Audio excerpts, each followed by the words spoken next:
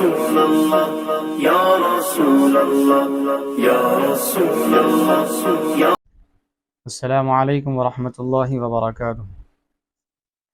الحمد للہ وکفى وسلام علی عباده الذین اصطفى، اما بعد فقد قال اللہ تبارک وتعالی فی کلامہ القدیم، اعوذ باللہ من الشیطان الرجیم، بسم اللہ الرحمن الرحیم۔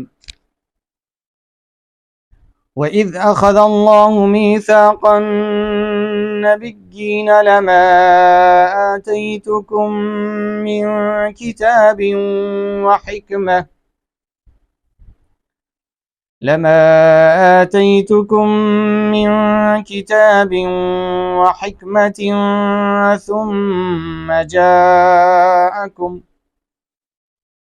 ثُمَّ جاءكم رسول مصدق لما معكم لتؤمنن به ولتنصرنه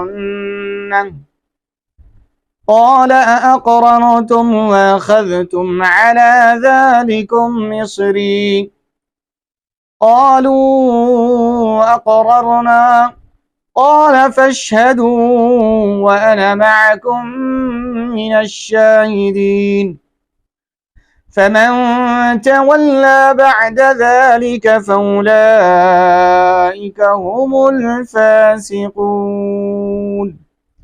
صدق الله مولانا العظيم وبلغنا رسوله النبي الأمين الكريم ونحن على ذلك لمن الشاهدين والشاكرين والحمد لله رب العالمين۔ پس وہ نور پاک رب العالمین پیدا ہوئے، پس وہ نور پاک رب العالمین پیدا ہوئے، مبدأ کونین و ختم المرسلین پیدا ہوئے، مبدأ کونین و ختم المرسلین پیدا ہوئے۔ دھوم تھی عالم میں خورشید کرم طالع ہوا، دھوم تھی عالم میں خورشید کرم طالع ہوا، ہاں کریں تعظیم اب نور قدم طالع ہوا، ہاں کریں تعظیم اب نور قدم طالع ہوا۔ بلبشر نے کی وصیت وقت آخر شیث کو، بلبشر نے کی وصیت وقت آخر شیث کو کہ قرین ذکر حق ذکر محمد کیجیو، کہ قرین ذکر حق ذکر محمد کیجیو۔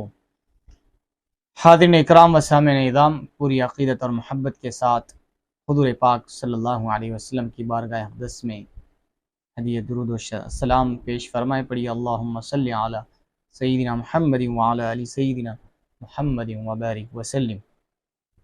معزز سامعین و حاضرین و ناظرین، آج ہماری اس نشست کا عنوان ہے میلاد النبی کا تاریخی پس منظر اور ہمارا طرز عمل۔ تو آئیے سب سے پہلے تاریخی پس منظر پر گفتگو کریں گے، پھر اس کے بعد ہمارے طرز عمل کے اوپر کچھ روشنی ڈالیں گے انشاءاللہ تعالی۔ آئیے خطبہ مسنونہ کے بعد جو آیت کریمہ کی تلاوت کا شرف حاصل کیا گیا اس کا ترجمہ سماعت فرما لیتے ہیں، جس میں اللہ تبارک و تعالی اپنے کلام پاک میں ارشاد فرما رہا ہے، وَإِذْ أَخَذَ اللَّهُ مِيثَاقَ النَّبِيِّينَ، اور یاد کرو جب اللہ تعالیٰ نے نبیوں سے وعدہ لیا، میثاق لیا، لَمَا آتَيْتُكُم مِّن كِتَابٍ وَحِكْمَةٍ، اور جب میں تمہیں کتاب اور حکمہ یعنی نبوت سے سرفراز کروں گا، ثُمَّ جَاءَكُمْ رَسُولٌ، پھر تمہارے پاس ایک عظمت والے، شان والے، رفعت والے رسول آ جائیں گے، مصدق لما معکم، جو کچھ تمہارے پاس کتابیں، صحیفے جو میں تمہیں عطا کیا ہوں اس کی یہ تصدیق کرنے والے نبی اور رسول آ جائیں گے۔ تو لتؤمنن به ولتنصرنہ، تو تم پر یہ ضروری ہے، یہ لازم ہے کہ تم ضرور بھی ضرور ان پر ایمان لانا اور ان کی مدد کرنا۔ قال اقررتم واخذتم على ذلكم اصری، کیا تم نے اس بات کا اقرار کر لیا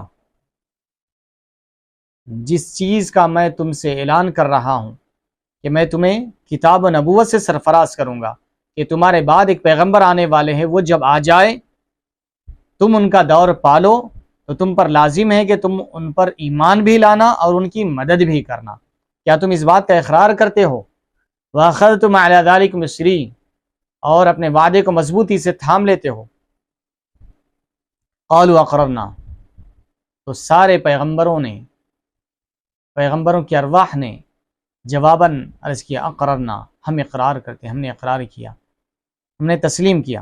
قال فاشهدوا، تو رب ذوالجلال نے فرمایا تم گواہ رہو۔ وانا معکم من الشاہدین، تمہارے ساتھ میں بھی اس بات کا گواہ ہوں، تم بھی گواہ رہو اس بات کے، اپنے وعدے سے مکرنا نہیں، اپنے وعدے سے پھرنا نہیں، تم بھی اس بات پر گواہ رہو، شاہد رہو، اور میں بھی اس بات پر بطور گواہ کے رہوں گا۔ فمن تولى بعد ذلك فاولئك هم الفاسقون، پس جو کوئی اس وعدہ کرنے کے بعد، یہ اقرار کرنے کے بعد اگر کوئی پھر جاتا ہے تو پھر اللہ کی بارگاہ میں وہ فاسقوں میں سے شمار کیا جائے گا۔ تو الغرض حاضرین اکرام، یہ آیت کریمہ ہیں جو تیسرے پارے کی آیت کریمہ ہیں، اور سورہ آل عمران ہے، اس کی آیت نمبر ہے 81-82۔ سورہ آل عمران کی آیت نمبر ہے 81 اور 82۔ آل عمران تیسرے پارے کا آخری صفحات میں سے ہے، یہ آخری صفحے سے پہلے کا صفحہ آخری پیپر پر ہے۔ تو الغرض اس میں اللہ تبارک و تعالی انبیاء اکرام علیہ الصلوۃ والسلام سے وعدہ لیا، میثاق لیا، عہد لیا، حضور پاک صلی اللہ علیہ وسلم کی آمد کے تعلق سے، حضور پاک صلی اللہ علیہ وسلم کے دنیا میں بعثت کے تعلق سے، حضور پاک صلی اللہ علیہ وسلم کے دنیا میں پیدا ہونے کے تعلق سے۔ تو اس اعتبار سے اگر دیکھا جائے تو میلاد کے پس منظر کو اگر دیکھنا چاہتے ہو تو یہ قرآن مجید کی اس آیت میں دیکھ لیجئے۔ میلاد کا پس منظر آج سے نہیں ہے، کل سے نہیں ہے، پرسوں سے نہیں ہے، 100 سال، 200 سال، 400-500 سال، 1000 سال پرانا نہیں ہے۔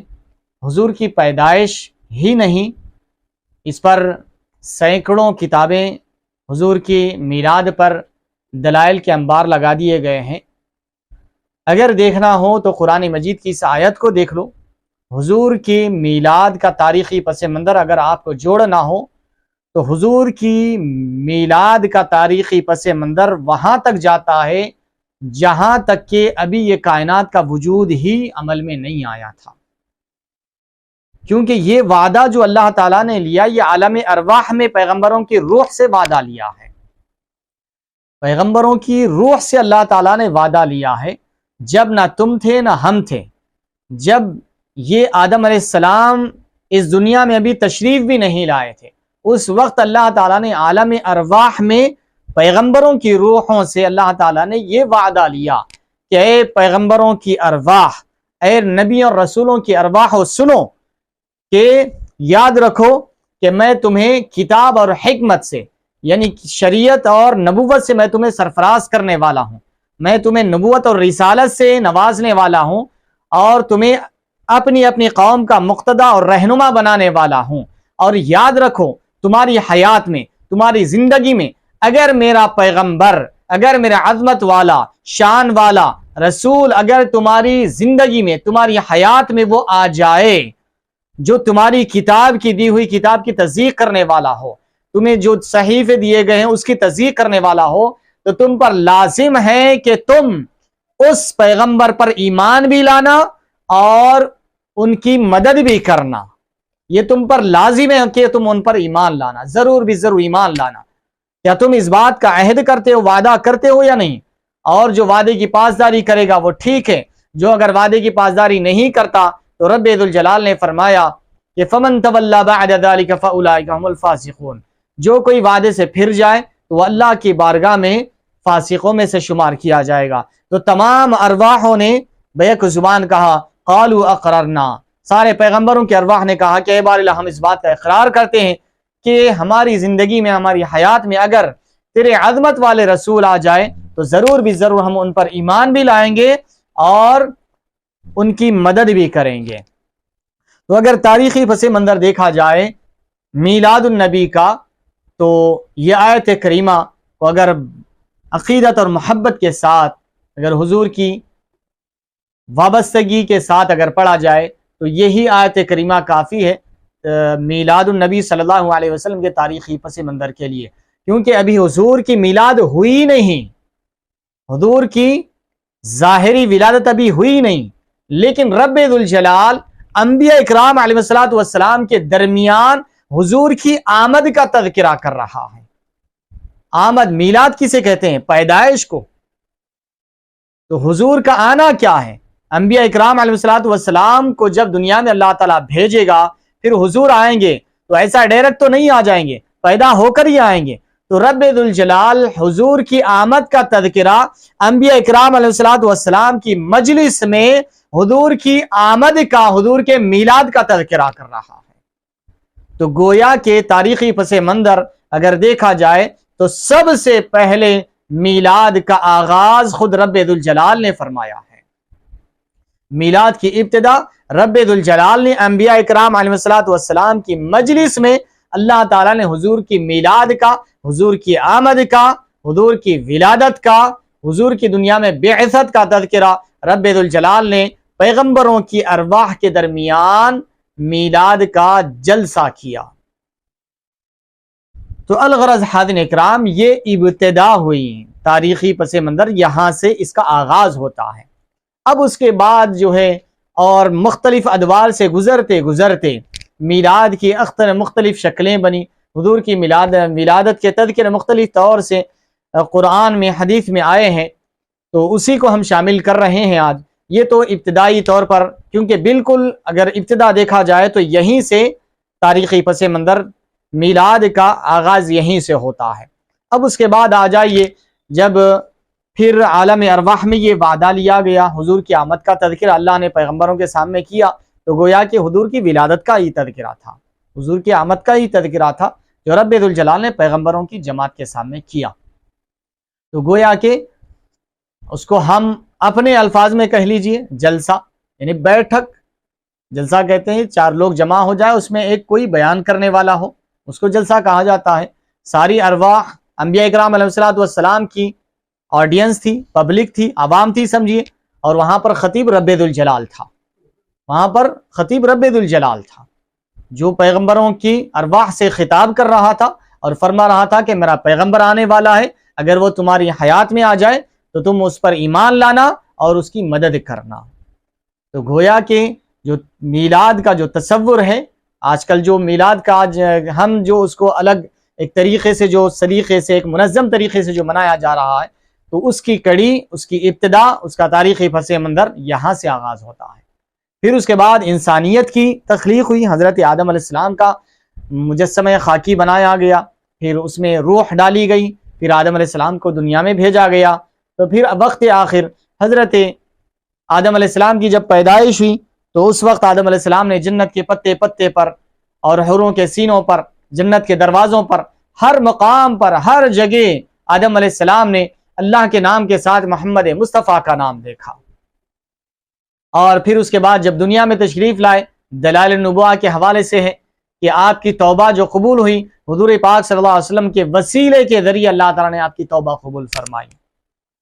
پھر اس کے بعد حضرت آدم علیہ السلام نے اپنے فرزند ارجمن حضرت سیدنا شیث علیہ السلام کو یہ وصیت فرمائی، جس کو بانی جامع نظام علیہ رحمت و رضوان نے اشعار میں یوں منظوم فرمایا: بل بشر نے کی وصیت وقت آخر شیث کو، بل بشر نے کی وصیت وقت آخر شیث کو، کہ قرین ذکر حق ذکر محمد کیجیو، یہ قرین ذکر حق ذکر محمد کیجیو۔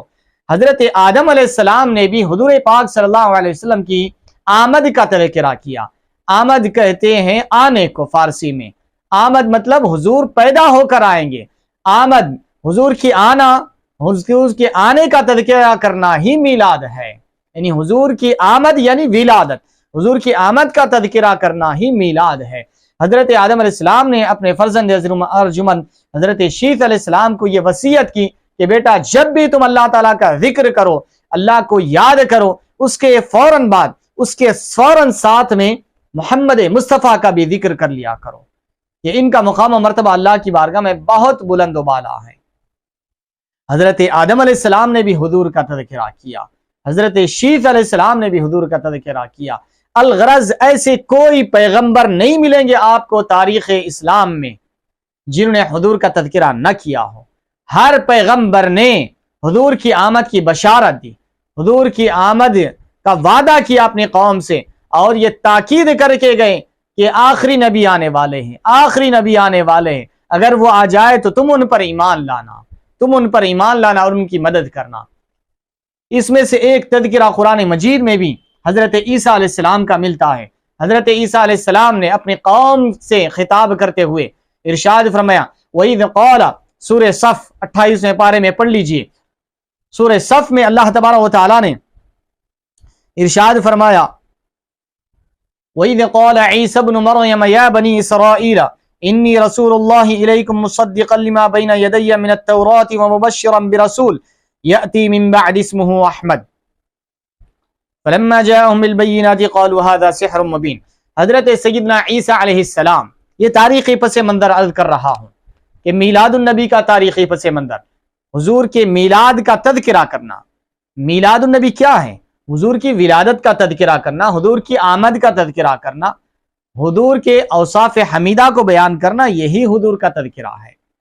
حضرت عیسیٰ علیہ السلام اپنی قوم سے خطاب کر رہے ہیں، وَإِذْ قَالَ عِيسَى ابْنُ مَرْيَمَ، اور یاد کرو جب عیسیٰ ابن مریم نے فرمایا یا بنی اسرائیل، کسی ایک آدمی کو پکڑ کر نہیں فرمایا حضرت عیسیٰ علیہ السلام نے، اپنے کسی ایک امتی کو پکڑ کر نہیں فرمایا، یا بنی اسرائیل، اے ساری قوم، اے بنی اسرائیل، اے بنی اسرائیل قوم سے خطاب کرتے ہوئے فرمایا، انی رسول اللہ، بے شک میں اللہ کا رسول ہوں، الیکم، تمہاری طرف مجھے اللہ نے رسول بنا کر بھیجا ہے، مصدقا لما بین یدی من التوراۃ، اور یاد رکھو میں تصدیق کرنے والا ہوں جو میرے سے پہلی کتاب تورات ہے اس کی تصدیق کرنے والا ہوں کہ یہ اللہ کی کتاب ہے جو موسیٰ علیہ السلام پر اللہ نے نازل کیا تھا، یہ کتاب برحق ہے، یہ نبی بھی برحق ہے، یہ کتاب بھی برحق ہے۔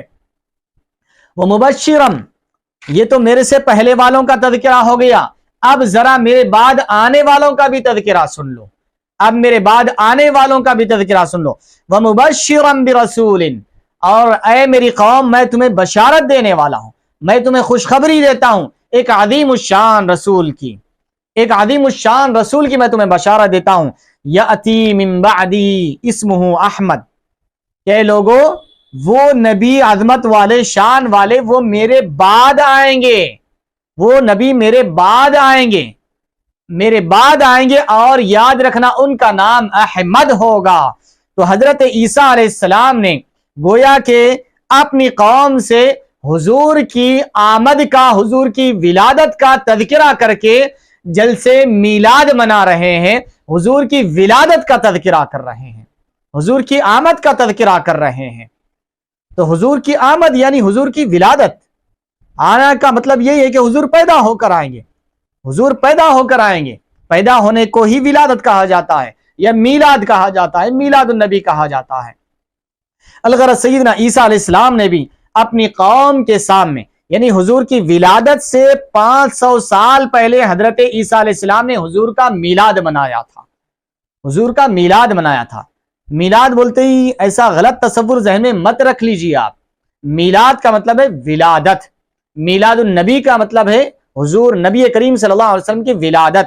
بعض لوگ اس کو شرک کہتے ہیں، شرک بالکل غلط ہے، شرک کسی بھی اینگل سے یہ نہیں ہو سکتا، کیونکہ اگر اس کو شرک کا نام دیا جائے تو اللہ کی ذات جو ہے وہ پیدا ہونے سے پاک ہے، تو یہ میلاد تو جو ہے شرک کی جڑوں کو کاٹنے والی چیز ہے، کیونکہ رب ذوالجلال پیدائش سے پاک ہے، اور ہم اپنے نبی کا میلاد منا کر یہ بتا رہے ہیں کہ ہمارے نبی خدا نہیں ہیں، جیسے کہ عیسائیوں نے حضرت عیسیٰ علیہ السلام کو خدا بنا دیا، اور یہودیوں نے موسیٰ علیہ السلام کو، حضرت عزیر علیہ السلام کو خدا کا بیٹا بنا دیا۔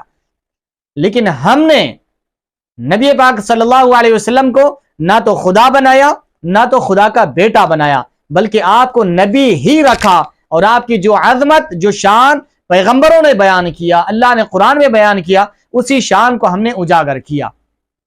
تو الغرض حضور کی آمد سے 500 سال پہلے حضور پاک صلی اللہ علیہ وسلم کا میلاد حضرت سیدنا عیسیٰ علیہ السلام نے اپنی قوم کے سامنے حضور کا میلاد منایا. یہ ہے میلاد النبی کا تاریخی پس منظر. اس طریقے سے اور بہت سارے آپ کو دلائل تاریخی پس منظر پر مل جائیں گے. تو الغرض حاضرین اکرام، اب میں دوسری چیزوں کی طرف آتا ہوں. اب یہ تو قرآن مجید سے آپ کو کچھ تاریخی پس منظر میں نے دے دیا ہے. ایک تو ابتدائی جہاں پر اس میلاد کا آغاز ہوا تھا وہ آپ کے گوشے گزار کیا. پھر اس کے بعد حضرت عیسیٰ علیہ السلام اور دیگر پیغمبر آدم علیہ السلام سارے پیغمبروں نے حضور پاک صلی اللہ علیہ وسلم کی آمد کا تذکرہ کیا. گویا کہ آمد ہی حضور کی ولادت ہے.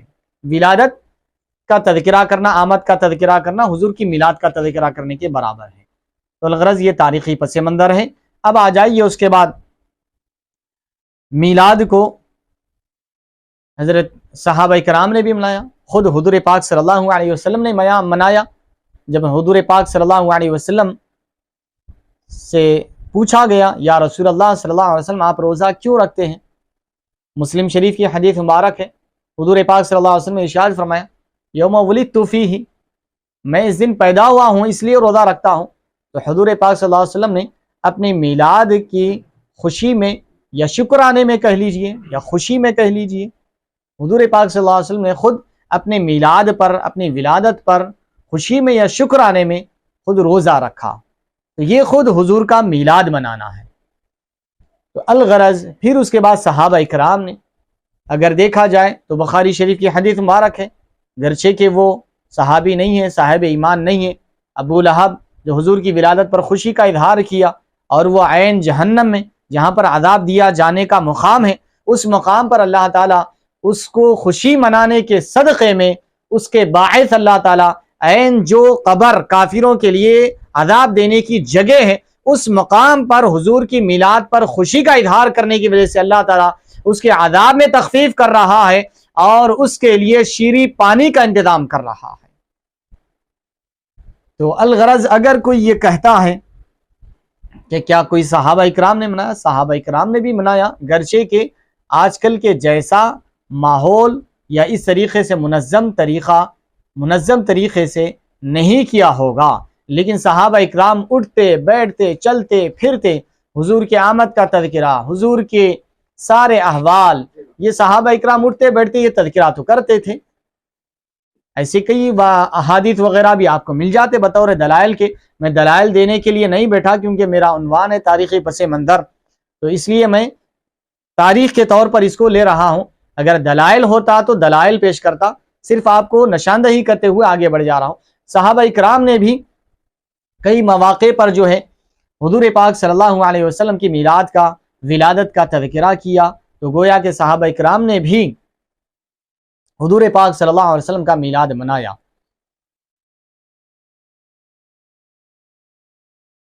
اور رہی بات فی زمانہ جس طور پر منظم طریقے سے منایا جا رہا ہے، یہ حالات اور وقت کا تقاضا ہے.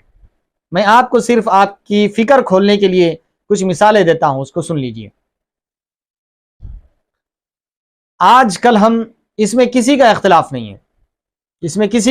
نہیں ہے، ہر کوئی اس کو کرتا ہے اور ثواب سمجھ کر کرتا ہے. ختم قرآن کون سا طبقہ نہیں کرتا بولیے آپ میرے؟ دیوبندی ہو، تبلیغی ہو، اہل حدیث ہو، اہل سنت والجماعہ، ہر طبقہ کرتا ہوں. مجھے ایک مثال ایسی بتا دیجئے پوری صحابہ اکرام کے زمانے میں، قرون اولیٰ میں، کہ صحابہ اکرام نے پورے بیٹھ کر اکٹھا ہو کر ختم قرآن کیا تھا. بتائیے. کیا ابھی اس کو بدعت کیا ہے مذمومہ، بدعت سیئہ کہیں گے کیا؟ کیونکہ اس کی مثال اب چونکہ بعض حضرات ایسے پوسٹ بنا رہے ہیں کہ میلاد اگر منانا جائز ہے تو میلاد جو ہے ابو بکر صدیق رضی اللہ عنہ کے زمانے میں 2 مرتبہ آیا، ابو بکر صدیق رضی اللہ عنہ نے نہیں منایا. اور اگر میلاد جائز ہوتا تو عمر فاروق رضی اللہ تعالیٰ عنہ کے زمانے میں 10 سال تک میلاد آیا. عمر فاروق رضی اللہ تعالیٰ عنہ نے میلاد نہیں منایا. کیا وہ عاشق رسول نہیں تھے؟ کیا ان کو نہیں معلوم تھا حضور کا میلاد منانا؟ پھر حضرت عثمان غنی رضی اللہ عنہ کے زمانے میں جو ہے میلاد 12 سال تک آیا. انہوں نے بتائیے تاریخ میں ہے کیا ایسا کہیں؟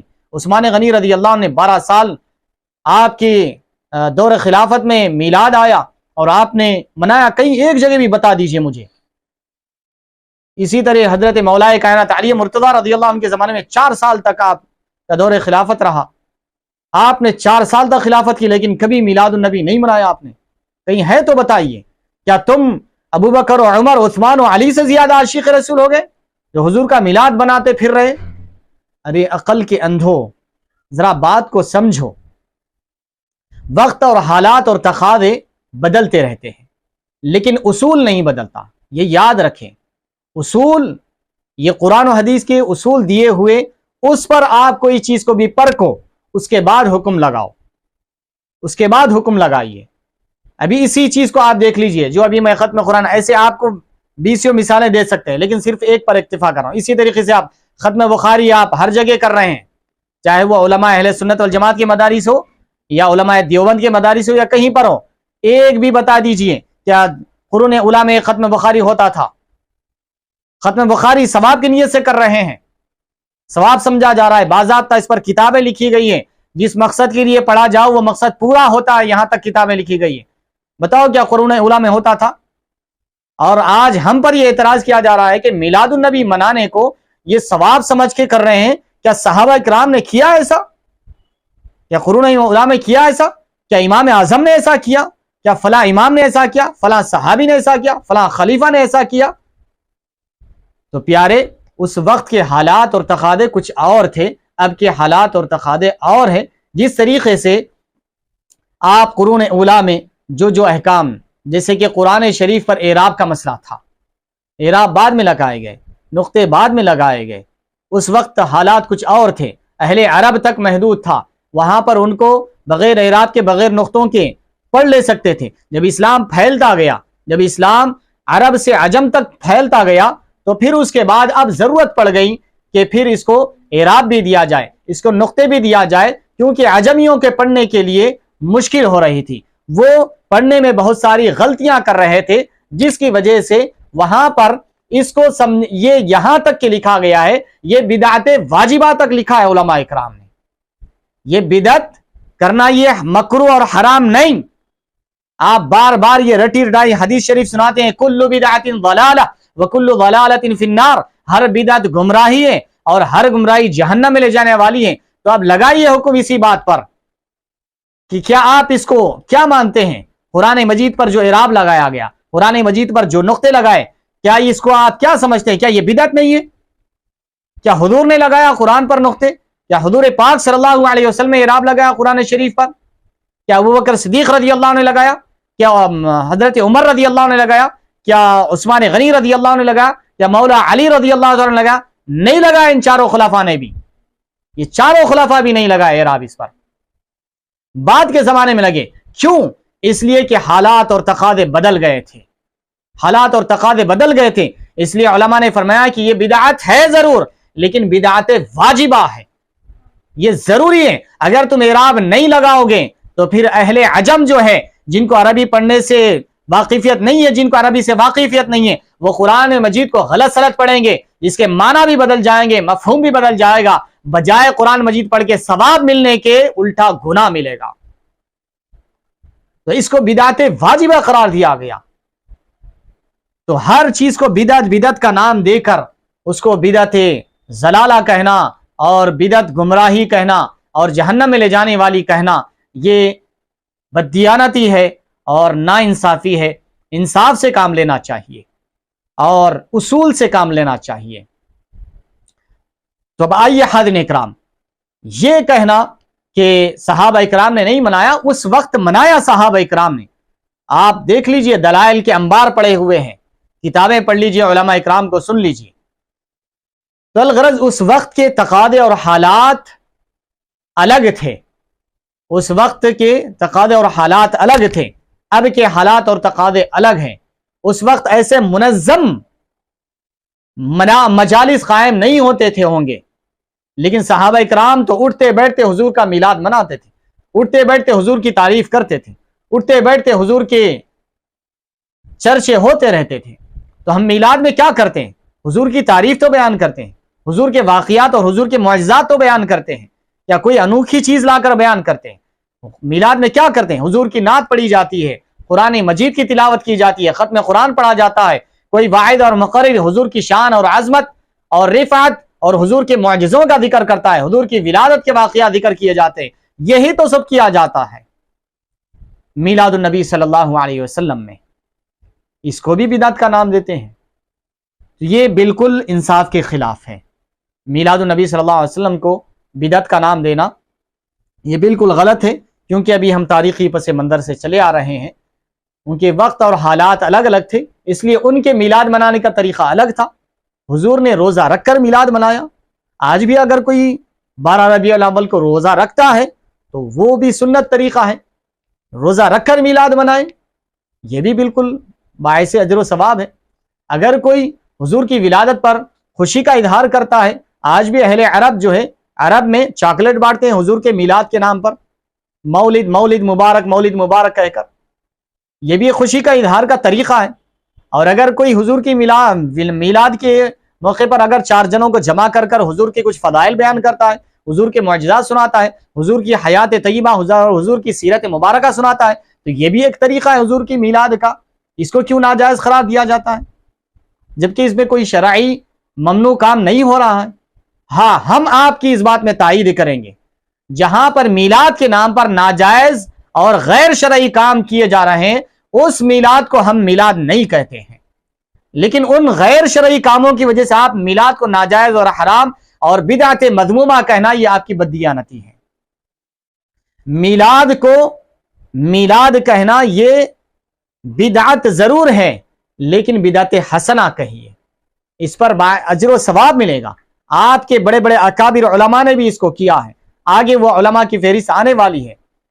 تو الغرض حاضرین اکرام، تو میلاد النبی صلی اللہ علیہ وسلم منانا، اس کا تاریخی پس منظر ہم چلے آ رہے ہیں، گرچہ کہ صحابہ اکرام کے زمانے میں میلاد منایا گیا ہے، لیکن فی زمانہ، چونکہ صحابہ اکرام کی زمانے بھی مساجد آپ ہر چیز میں لے لیجئے، حالات اور وقت کے لحاظ سے ہر چیز بدل جاتی ہے۔ آج کل ہماری مسجدوں میں ساؤنڈ سسٹم ہے، اور مساجد کو اچھا ڈیکوریٹ کیا جا رہا ہے، اور مساجد کو جو ہے پی او پی کیا جا رہا ہے، اچھے سے اچھے میک، اچھے سے اچھے ڈیزائن وغیرہ۔ آپ فتاوی کی کتابیں اٹھا کر دیکھیے، جو گزشتہ زمانوں میں جو ہے مسجد کو تزیین کرنا، مسجد کو نقش و نگار کرنے کو ناجائز قرار دیا تھا، مسجد کو تزیین کرنا یا مسجد کو نقش و نگار کرنے کو ناجائز قرار دیا تھا، یہ علماء کے فتوے اٹھا کر دیکھ لیجئے آپ۔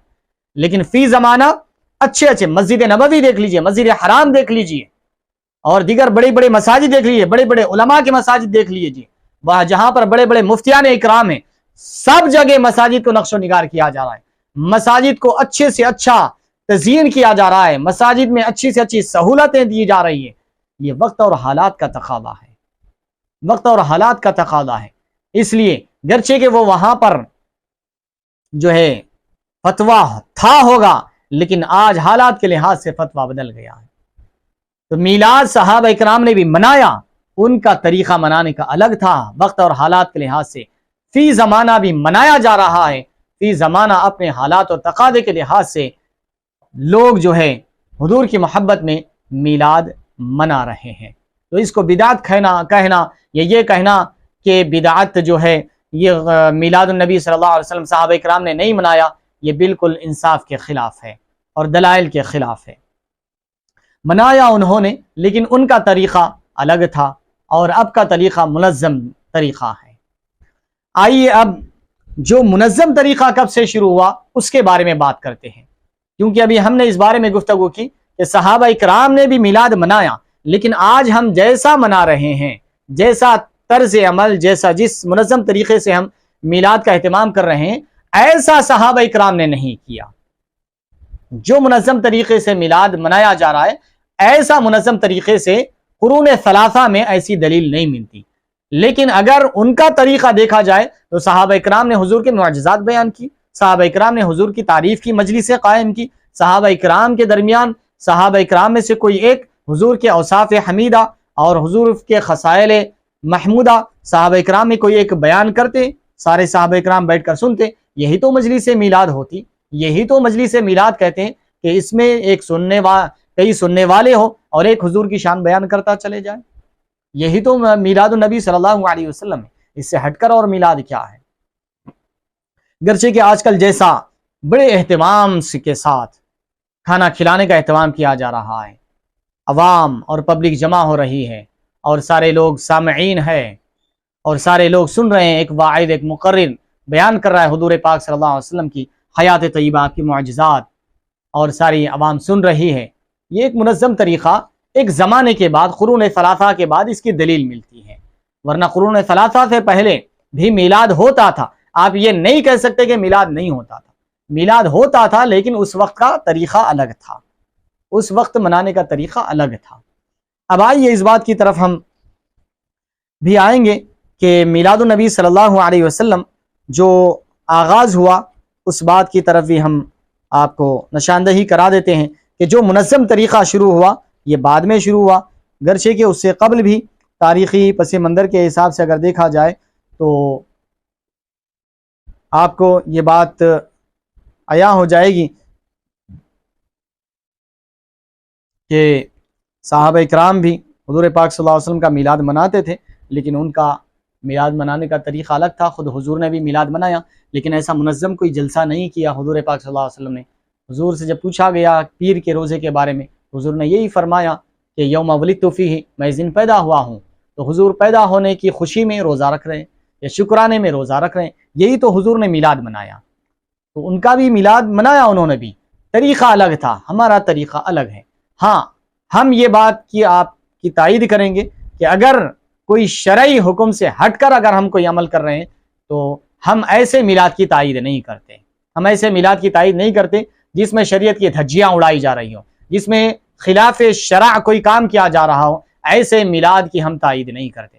ہم ایسے میلاد کے قائل ہیں جس میں حضور کی شان، حضور کی رفعت، حضور کی عظمت بیان ہو، حضور کے معجزات کا تذکرہ ہو، حضور کی حیات طیبہ کا تذکرہ ہو، حضور کی سیرت مبارکہ کا تذکرہ ہو، حضور کے اوصاف کا تذکرہ ہو، حضور کے خصائل اور شمائل کا تذکرہ ہو.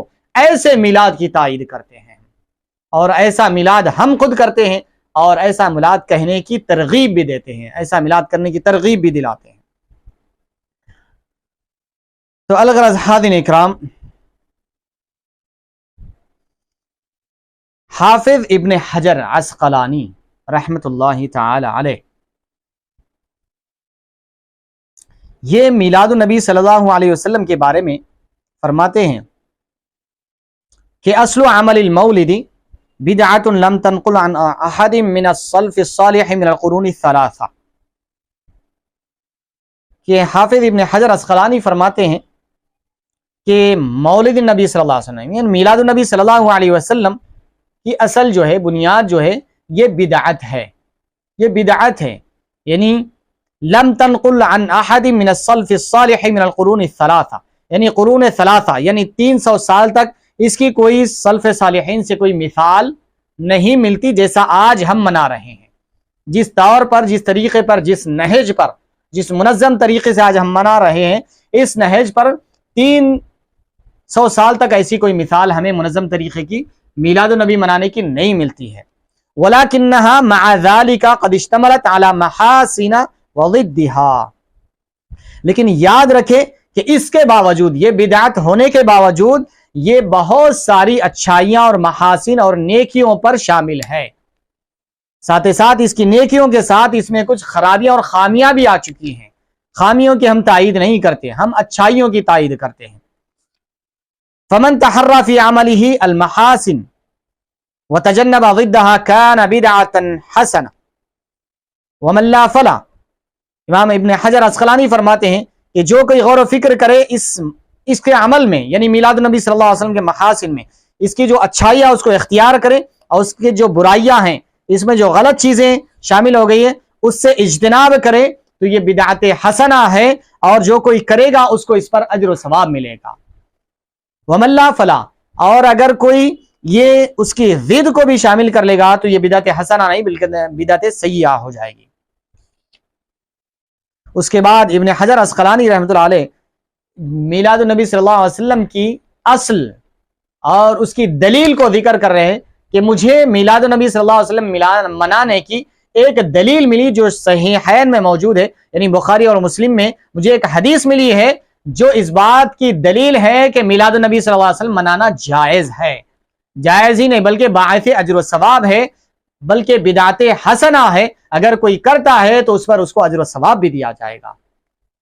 امام ابن حجر عسقلانی رحمۃ اللہ علیہ فرماتے ہیں وقد ظہر لی، کہ مجھ پر یہ ظاہر ہوا، یہ عیا ہوا، تخریجھا علی اصل ثابت، یعنی یہ میلاد النبی صلی اللہ علیہ وسلم منانے کی اصل، اس کی بنیاد، اس کی دلیل مجھے ملی ہے، مجھ پر ظاہر ہوئے، وہو ما ثبت فی الصحیحین، وہ دلیل کیا ہے جو بخاری اور مسلم میں حدیث شریف موجود ہے کہ حضور پاک صلی اللہ علیہ وسلم مکہ المکرمہ سے مدینہ منورہ تشریف لائے ہجرت فرما کر، وہاں پر یہود کو دیکھا کہ وہ یہ عاشورے کا روزہ رکھ رہے تھے، ان سے حضور پاک صلی اللہ علیہ وسلم نے پوچھا کہ اس روزے کے بارے میں پوچھا یہ روزہ کیوں رکھ رہے، تو یہود نے جواب دیا ھذا یوم اغرق اللہ فیہ فرعون وانجا فیہ موسیٰ، کہ اللہ تعالیٰ نے اس روز یعنی عاشورے کے روز اللہ تعالیٰ نے موسیٰ علیہ السلام کو نجات دیا اور فرعون کو غرق کر دیا، تو موسیٰ علیہ السلام نے روزہ رکھا اور موسیٰ علیہ السلام کی اتباع میں ہم بھی روزہ رکھ رہے ہیں۔ تو یعنی فرعون موسیٰ علیہ السلام اپنے دشمن کی غرقابی، ڈوب جانے اور اپنی قوم کی نجات کی خوشی میں یا شکرانے میں موسیٰ علیہ السلام نے روزہ رکھا اور اپنی قوم کو بھی روزہ رکھنے کا حکم دیا۔ تو آپ کی اتباع میں آپ کی قوم بھی ہر عاشورے کو روزہ رکھتی ہے۔ تو علامہ ابن حجر عسقلانی رحمۃ اللہ علیہ فرماتے ہیں کہ جب یہ حضور پاک صلی اللہ علیہ وسلم نے سنا تو فرماتے ہیں حضور نے فرمایا انا احق بموسیٰ منکم، میں تم سے زیادہ حقدار ہوں موسیٰ علیہ السلام کی اتباع کرنے کا، یعنی تم موسیٰ علیہ السلام کی اتباع میں روزہ رکھ رہے تو ہم بھی موسیٰ علیہ السلام کی اتباع میں عاشورے کا روزہ رکھتے ہیں۔ حضور نے خود روزہ رکھا اور صحابہ اکرام کو بھی روزہ رکھنے کا حکم دیا۔ اس کے بعد علامہ ابن حجر عسقلانی رحمۃ اللہ علیہ فرماتے ہیں فَيُسْتَفَادُ مِنْ فِعْلِ ذَلِكَ شُكْرًا لِلَّهِ تَعَالَى، یہ حدیث شریف سے یہ بات مستفاد ہوتی ہے، یہ دلیل نکلتی ہے کہ اللہ تعالیٰ کے شکر بجا لانا ایک معین دن میں، یعنی عاشورے کے دن اللہ تعالیٰ نے فرعون کو غرق کیا تھا اور موسیٰ علیہ السلام کو نجات دیا تھا، تو شکرانے کے طور پر بطور خاص عاشورے کا روزہ رکھنا یہ شکرانے کے طور پر نبی کی سنت ہے اور یہ جائز ہے۔ تو اسی طرح حضور پاک صلی اللہ علیہ وسلم کی ولادت بھی یہ اہل ایمان کے لیے سب سے بڑی نعمت ہے، اس سے بڑھ کر کوئی نعمت نہیں ہے۔ تو حضور کی ولادت یہ اہل ایمان کے لیے نعمت ہے، جس طریقے سے موسیٰ علیہ السلام نے فرعون سے نجات ملنے پر جو خوشی کا اظہار کیا، تو اس نعمت پر جو خوشی کا اظہار کیا، یا فرعون کی جو دشمنی تھی اور جو قتل کرنے کے لیے آ رہا تھا اور جو قتل و غارت گری کے لیے آ رہا تھا، اس عذاب سے یا اس کے جنگ و جدال اور قتال سے جو نجات ملی، جو چھٹکارا ملا، اس کے شکرانے کے طور پر آپ نے روزہ رکھا اور قوم کو بھی روزہ رکھنے کا حکم دیا، اور ادھر اپنے کو نجات ملی تو اس خوشی میں روزہ رکھا۔ تو اسی طرح حضور پاک صلی اللہ علیہ وسلم کائنات کی ساری نعمتوں میں سب سے بڑی نعمت ہے، تو جب حضور کی نعمت ہمیں ملی تو حضور کی ولادت یہ سب سے بڑی نعمت ہے۔ حضور کی ولادت پر اگر کوئی خوشی کا اظہار کرتا ہے، کوئی روزہ رکھتا ہے، کوئی میلاد کے نام پر کھانا کھلا رہا ہے، کوئی میلاد کے نام پر جلسہ کر رہا ہے، کوئی میلاد کے نام پر حضور کی سیرت بیان کر رہا ہے، تو پھر یہ ناجائز و حرام نہیں بلکہ یہ بدعت حسنہ ہے، اس پر اس کو اجر و ثواب ملے گا، اس پر اس کو اجر و ثواب دیا جائے گا۔ تو حافظ ابن حجر عسقلانی رحمۃ اللہ علیہ فرماتے ہیں کہ یہ جو ہے اس پر اس کو اجر و ثواب عطا کیا جائے گا۔ اس طریقے سے اور دیگر ائمہ اور فقہاء اکرام نے حضور پاک صلی اللہ علیہ وسلم کی میلاد پر اب رہا یہاں پر یہ بات واضح ہو گئی ہے کہ جو منظم طریقے سے آج میلاد النبی صلی اللہ علیہ وسلم منایا جا رہا ہے، یہ قرون ثلاثہ کے بعد اس کی ایجاد ہوئی ہے۔ اس سے قبل بھی میلاد منایا جاتا تھا لیکن منظم طریقے سے نہیں، اپنے اپنے طور پر اس وقت اور حالات کے لحاظ سے، جیسا حضور پاک صلی اللہ علیہ وسلم حضرت حسان بن ثابت رضی اللہ تعالیٰ عنہ کو بلاتے، ان کے لیے اپنا ممبر مہیا کر دیتے، اے حسان تم اس ممبر پر کھڑے ہو جاؤ اور یہاں پر ٹھہر کر تم کفار کا میری طرف سے جواب دو۔ یہ بھی ایک میلاد ہی ہے، حضرت حسان بن ثابت رضی اللہ تعالیٰ عنہ فرماتے ہیں، میلاد کا تذکرہ کر رہے ہیں، وَأَحْسَنُ مِنْكَ لَمْ تَرَ قَطُّ عَيْنِي وَأَجْمَلُ مِنْكَ لَمْ تَلِدِ النِّسَاءُ خُلِقْتَ مُبَرَّأً مِنْ كُلِّ عَيْبٍ كَأَنَّكَ قَدْ خُلِقْتَ كَمَا تَشَاءُ۔ یہ اشعار میں کیا ہے؟ یہ اشعار حضور نے حضور پاک صلی اللہ علیہ وسلم کو حضرت حسان بن ثابت رضی اللہ عنہ نے حضور کو سنایا۔ یہ اشعار میں کیا ہے؟ حضور کی ولادت کا تذکرہ ہے، حضور کے میلاد کا تذکرہ ہے۔ تو حضور پاک صلی اللہ علیہ وسلم نے اپنی زندگی میں بھی، صحابہ اکرام نے بھی میلاد منایا، گرچہ کہ ایسا منظم طریقہ نہیں تھا، اس وقت کے طریقے اور حالات الگ الگ تھے۔ حضور نے اپنی موجودگی میں حضرت حسان کو منبر پر چڑھایا اور فرمایا کہ بیان کرو، میری طرف سے کفار و مشرکین کو جواب دو۔ تو حضرت حسان نے فرمایا وَأَحْسَنُ مِنْكَ لَمْ تَرَ قَطُّ عَيْنِي، یا رسول اللہ میں آپ سے زیادہ حسین کسی کو نہیں دکھا۔ وَأَجْمَلُ مِنْكَ لَمْ تَلِدِ النِّسَاءُ، یا رسول اللہ صلی اللہ علیہ وسلم آج تک کسی ماں نے آپ جیسا جمیل خوبصورت بچہ نے جنم ہی نہیں دیا، آج تک کسی ماں نے کسی بچے کو آپ جیسا خوبصورت جنم نہیں دیا۔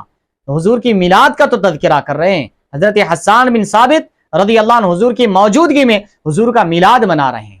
میلاد کا جلسہ نہیں تو اور کیا کہیں گے اس کو؟ خلقت مبرأ من کل عیب، یا رسول اللہ آپ کو اللہ نے پیدا کیا، آپ ہر عیب سے پاک پیدا کیے گئے۔ پیدا ہونے کا تذکرہ ہو رہا ہے۔ میلاد کہتے ہیں ولادت کو، پیدا ہونے کو ہی کہا جاتا ہے۔ حضرت حسان حضور کی موجودگی میں حضور کی پیدائش کا تذکرہ کر رہے ہیں۔ اگر بالفاظ دیگر میں یہ کہوں تو یہ بیجا نہیں ہوگا بلکہ حق بجانب ہوگا کہ حضرت حسان بن ثابت رضی اللہ تعالیٰ عنہ سے حضور پاک صلی اللہ علیہ وسلم کی موجودگی میں یہ جلسے میلاد ہو رہا تھا، حضور کی موجودگی میں یہ جلسے میلاد ہو رہا تھا۔ خلقت مبرأ من کل عیب، یا رسول اللہ آپ ہر عیب سے پاک پیدا کیے گئے۔ کأنک قد خلقت کما تشاء، گویا کہ یا رسول اللہ آپ کو ایسا پیدا کیا اللہ تعالیٰ نے جیسا آپ پیدا ہونا چاہتے تھے، آپ کی پیدائش کے مطابق، آپ کی خواہش کے مطابق اللہ نے آپ کو پیدا کیا۔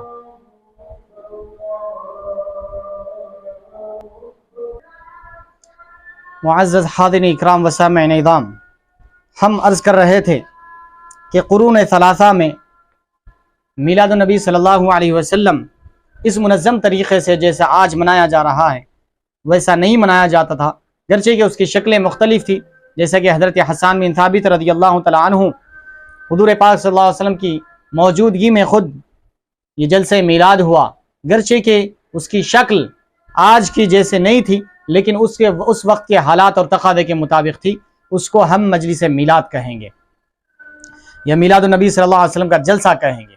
اب آگے آ جائیے، قرون ثلاثہ کے بعد جو ہے مجلس منظم طریقے سے میلاد النبی صلی اللہ علیہ وسلم منایا گیا، بزرگان دین نے بھی منایا۔ پھر اس کے بعد جو بڑے پیمانے پر اور بڑے اہتمام کے ساتھ جو منانے کا تذکرہ ملتا ہے، یہاں پر ایک حوالہ ذکر کر کے میں بات اختتام کی طرف لا رہا ہوں۔ علامہ ابن کثیر، امام ابن کثیر مفسر قرآن، حضرت امام ابن کثیر جو 8ویں صدی ہجری کے بہت بڑے مفسر محدث گزرے ہیں، انہوں نے سلطان صلاح الدین ایوبی رحمۃ اللہ علیہ کے بہن بھائی شاہ ابو سعید المظفر کے میلاد النبی صلی اللہ علیہ وسلم منانے کو ذکر کرتے ہوئے تہذیب التہذیب میں نقل فرمایا ہے کہ وہ کس پیمانے پر میلاد النبی صلی اللہ علیہ وسلم کا اہتمام کیا کرتے تھے، گرچہ کہ اس بادشاہ سے پہلے بھی میلاد النبی صلی اللہ علیہ وسلم منایا جاتا تھا، لیکن جو بڑے پیمانے پر اور منظم طریقے سے اور بڑے اہتمام کے ساتھ جو منایا گیا ہے، جو تاریخ کی کتابوں میں ملتا ہے، وہ آپ کے گوشے گزار کر رہا ہوں۔ تو اگر دیکھا جائے تو یہ میلاد النبی صلی اللہ علیہ وسلم بعض ناواقف جاہل لوگ، بعض ان پڑھ لوگ یہ کہتے ہیں کہ میلاد النبی صلی اللہ علیہ وسلم منانا یہ 50 سال پہلے شروع ہوا، بے نظیر بھٹو نے شروع کیا، پاکستان میں شروع ہوا، فلاں جگہ شروع ہوا، یہ 50 سال پہلے نہیں تھا۔ یہ بے وقوفی کی باتیں ہیں، آپ کے علم میں نہیں ہوگا۔ اگر دیکھا جائے تو جو منظم طریقہ ہے، یہ منظم طریقے سے بھی اگر دیکھا جائے تو اس کی منظم طریقے سے میلاد النبی صلی اللہ علیہ وسلم منانے کی حیثیت تقریباً آپ کو 1000 سال پرانی ملے گی۔ آپ کو تاریخ 1000 سال پہلے سے جو ہے میلاد النبی صلی اللہ علیہ وسلم منایا جا رہا ہے۔ اس کے شواہد اور دلائل کے انبار ہے، آپ کو مل جائیں گے۔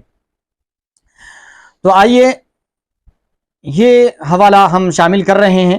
الملک المظفر ابو سعید کوکبری بن زین الدین علی بن تبتگین احد الاجواد والسادات الكبراء والملوك الامجاد له آثار حسنة وقد عمر الجامع المظفر بصفح قاسيون وكان قد هم بسياقة الماء إليه من ماء برزة فمنعه المعظم من ذلك واعتل بأنه قد يمر على مقابر المسلمين بالسفوح وكان يعمل المولد الشريف في ربيع الأول.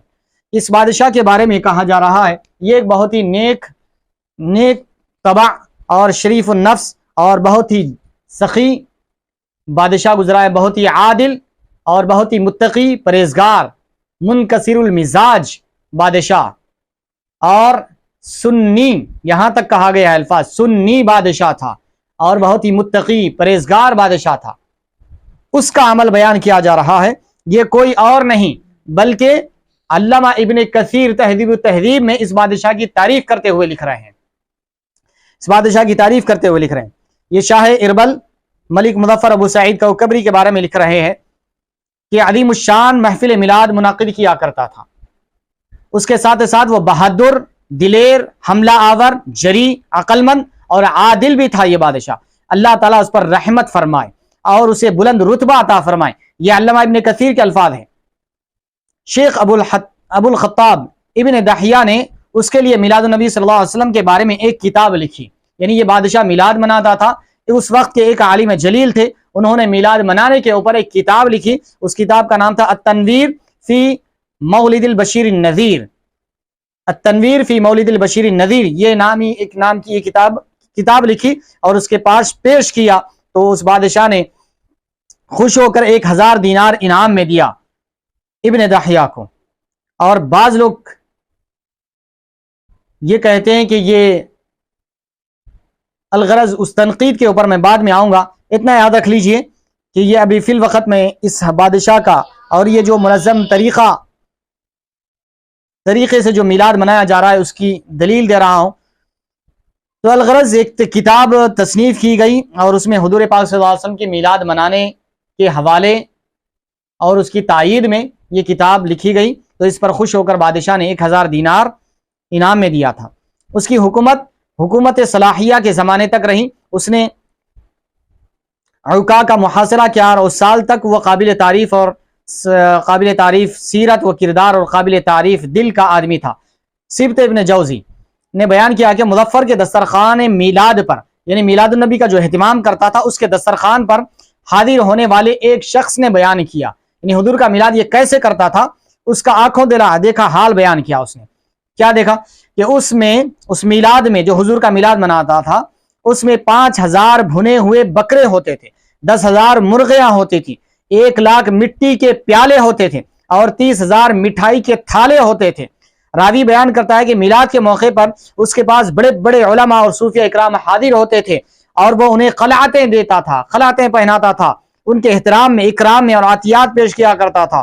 اور صوفیہ اکرام کے لیے ظہر سے عصر تک سما کی مجلسیں ہوتی تھی اور خود بھی ان کے ساتھ رقص کرتا تھا. ہر خاص و عام کے لیے ایک دارالضیافت بنایا تھا اور وہ حرمین شریفین اور دیگر علاقوں کے لیے صدقات وغیرہ اور خیر اور فلاح کے کام کیا کرتا تھا. اور ہر سال بہت سے قیدیوں کو انگریزوں کے ہاتھ سے چھڑایا کرتا تھا. کہتے ہیں کہ اس نے ان کے ہاتھ سے 60,000 سے زیادہ قیدیوں کو انگریزوں کے پاس سے چھڑایا. اتنا نیک دل اور کار خیر کرنے والا بادشاہ تھا.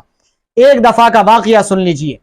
جو اس کی بیوی ربیہ خاتون بنت ایوب، یہ حضرت ابو ایوب انصاری رضی اللہ تعالیٰ عنہ کی بہن ہیں. انہوں نے ایک دفعہ اس بادشاہ سے، ابو سعید المظفر سے کہا کہ تم ذرا کپڑے تو اچھے پہن لو، یہ پھٹے پرانے کپڑے کیوں پہن رہے ہو؟ کیا تمہارے پاس پیسے نہیں ہیں؟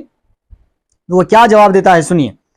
دیکھیے اس کے ساتھ میرا نکاح ہوا، یعنی یہ آپ کی بیوی ربیہ بنت ایوب کہہ رہی ہیں کہ میرے بھائی صلاح الدین ایوبی نے کرایا تھا. اس خاتون کا بیان ہے کہ شاہ کی قمیص 5 دراہیم کے برابر بھی نہ ہوتی تھی، یعنی بالکل معمولی کپڑے والی، معمولی سے پیسوں والا لباس پہنتا تھا، کوئی مہنگا لباس نہیں یہ بادشاہ.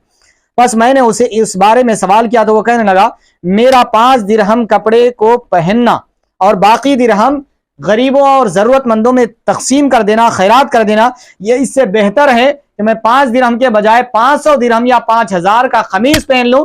یہ اس سے بہتر ہے کہ میں 5 درہم کا خمیس پہن لوں اور ماباقی کی ساری رقم غریبوں میں تقسیم کر دوں، یہ میرے لیے بہتر ہے، میرے لیے باعث اجر و ثواب ہے۔ اتنا نیک دل اور غریب پرور یہ حکمران تھا۔ کہتا ہے کہ قیمتی کپڑا پہنوں، یہ اس سے بہتر ہے کہ فقراء اور مساکین کو باقی پیسے تقسیم کر لوں۔ اور وہ ہر سال محفل میلاد النبی صلی اللہ علیہ وسلم پر 3 لاکھ دینار خرچ کرتا اور مہمان نوازی پر 1 لاکھ دینار خرچ کرتا، اور حرمین شریفین اور پانی پر حجاز کے راستے اور خفیہ صدقات کے علاوہ 30,000 دینار خرچ کرتا تھا رحمت اللہ تعالی علیہ۔ اس کی وفات قلعہ اربل میں ہوئی اور اس نے وصیت کیا تھا کہ اسے مکہ لے جایا جائے، مگر ایسا نہ ہو سکا، اسے مزار علی میں دفن کیا گیا۔ تو الغرض یہ شاہ اربل سلطان ابو سعید المظفر، انہوں نے بڑے اہتمام سے تزکو احتشام کے ساتھ حضور پاک صلی اللہ علیہ وسلم کا میلاد منعقد کیا، اور یہ حوالہ اکثر دیا جاتا ہے کہ اس کے بعد سے محفل میلاد کو منظم طریقے سے اور رواج ملا اور زیادہ عام ہوتے گئی۔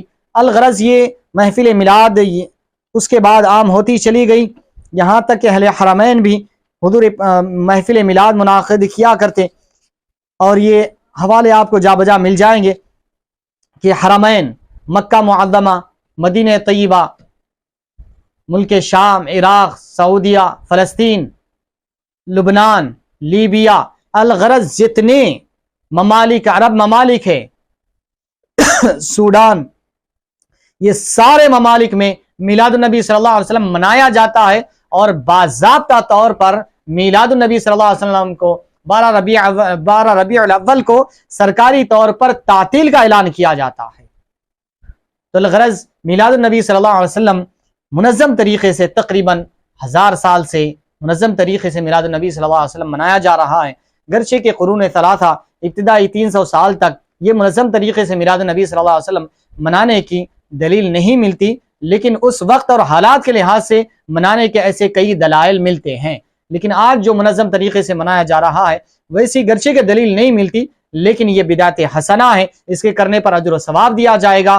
حتیٰ کہ بعض محدثین نے یہاں تک لکھا ہے کہ جو ابو لہب کافر ہے، اس نے خوشی منایا تو اس کو اللہ تعالیٰ قبر میں اس کے عذاب میں تخفیف کر رہا ہے، اور اس کی انگلی سے میٹھا اور شیریں پاری جاری کر رہا ہے۔ وہ بے ایمان ہے، ساری زندگی حضور کا مخالف اور دشمن رہا، اس کو اس کے فیضان سے، میلاد کی خوشی کے فیضان سے محروم نہیں کیا جا رہا ہے۔ اگر کوئی ایمان والا، حضور سے محبت کرنے والا، حضور کی ولادت پر اگر خوشی کا اظہار کرتا ہے تو اللہ تعالیٰ اس کو کیسے محروم رکھے گا، بلکہ اللہ تعالیٰ اس کو جنت نعیم میں داخلہ عطا فرمائے گا۔